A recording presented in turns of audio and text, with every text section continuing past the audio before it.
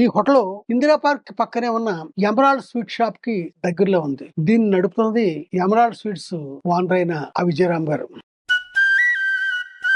ఈ బోర్డు మీద సేవ్ అనేసి పేరు ఉంది. పూర్తి పేరు society for awareness and vision on environment.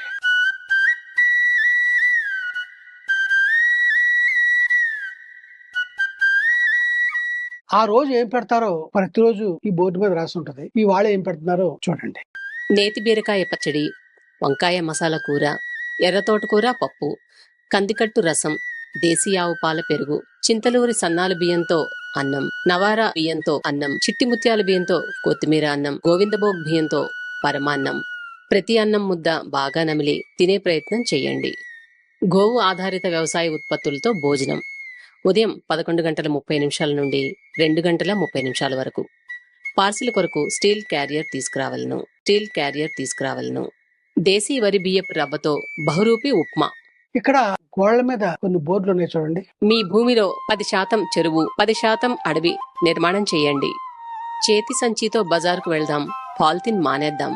Gas trouble కొరకు శొంఠి పొడి లభించును.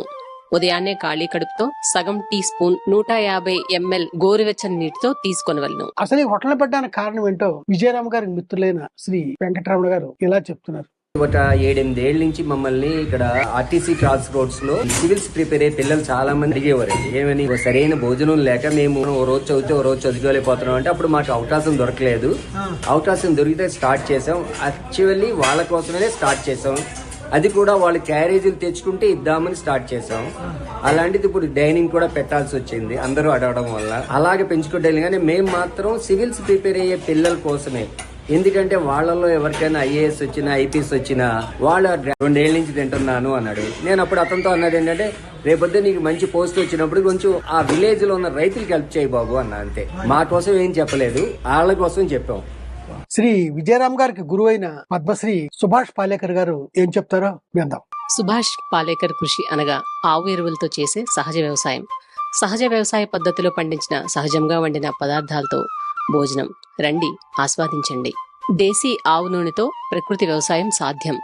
గ్రామం డబ్బు గ్రామంలోనే, నగరాల డబ్బు గ్రామానికి. 1 ఎకరానికి కేజీలు కాదు, 300 గ్రాములు వరి విత్తనం చాలు.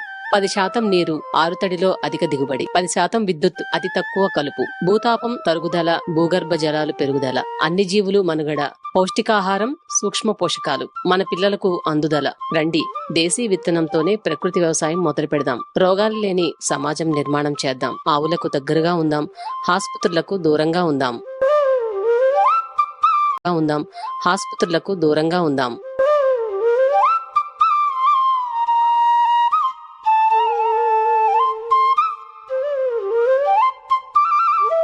ఎలాంటి ఎరువులు వేయకుండా సహజంగా పండిన బియ్యాలు, కూరగాయలతో భోజనం పెడతారు ఈ హోటల్లో.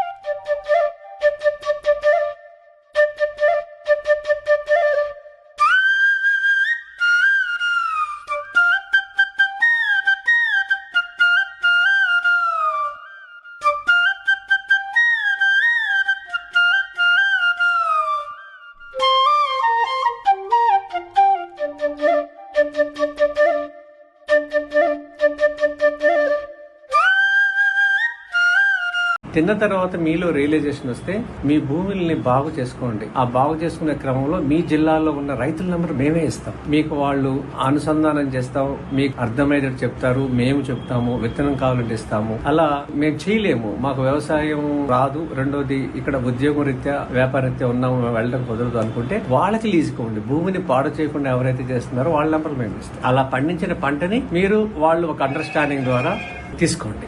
అలా గ్రామంలో వదిలేసి వచ్చి భూముల్ని ఇక్కడికి వచ్చి వ్యాపారం చేస్తా డబ్బు సంపాదిస్తున్నారు. కానీ ఈ భూమి మీద ఎవరు గ్రామాన్ని వదిలినోడెవడు, నగరంకి వచ్చినోడెవడు కూడా ఆరోగ్యాన్ని సంపాదించలేరు కూడా. అందుకనే ఏదైతే మనం వదిలిపెట్టేసి వచ్చేసామో మళ్ళీ తిరిగి అది పొందాలి. తాత ఉన్నంత గట్టిగా మన నాన్న లేడు, మన నాన్న ఉన్నంత గట్టిగా మనం లేవు, మనం ఉన్నంత గట్టిగా మన పిల్లలు లేరు. మీ మనవుడి పరిస్థితి గురించి నేను ఆలోచిస్తున్నాను. అందుకనే మీ తాత ఎలా ఉన్నాడో మీ మనవుడిని అలా తయారు చేయడానికి ఉద్యోగాలు చేసి వ్యాపారాలు చేస్తే ఇండస్ట్రీ ఇక అన్ని అయిపోయిన కూడా నగరాలు 12 సంవత్సరాల నుంచి, అలాగే మన అంతరించిపోతున్న దేశీయ సంపద కృష్ణుడు కాలం నాటి విత్తనాలని అందుబాటులో తీసుకురావటం ఇది జరుగుతుంది. ఈ భోజనం పెట్టి 3.5 సంవత్సరాలు.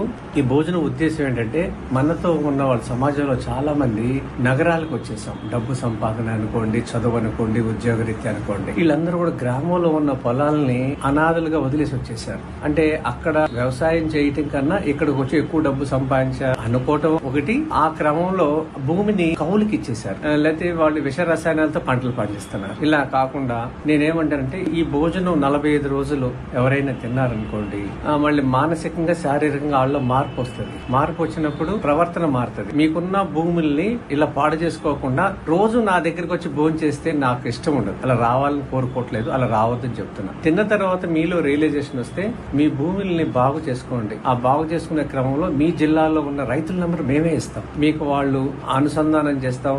మీకు అర్థమై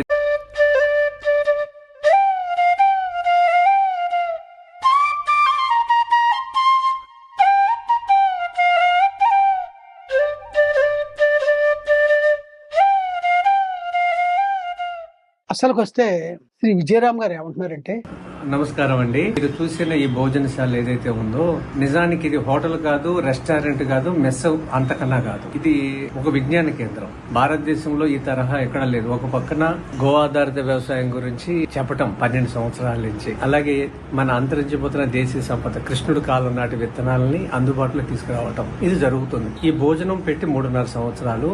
ఈ భోజనం ఉద్దేశం ఏంటంటే మనతో ఉన్న వాళ్ళ సమాజంలో చాలా మంది నగరాలకు వచ్చేసాం. డబ్బు సంపాదన అనుకోండి, చదువు అనుకోండి, ఉద్యోగరీత్యా అనుకోండి, వీళ్ళందరూ కూడా గ్రామంలో ఉన్న పొలాలని అనాథలుగా వదిలేసి వచ్చేసారు. అంటే అక్కడ వ్యవసాయం చేయటం కన్నా ఇక్కడికి వచ్చి ఎక్కువ డబ్బు సంపాదించారు అనుకోవటం ఒకటి. ఆ క్రమంలో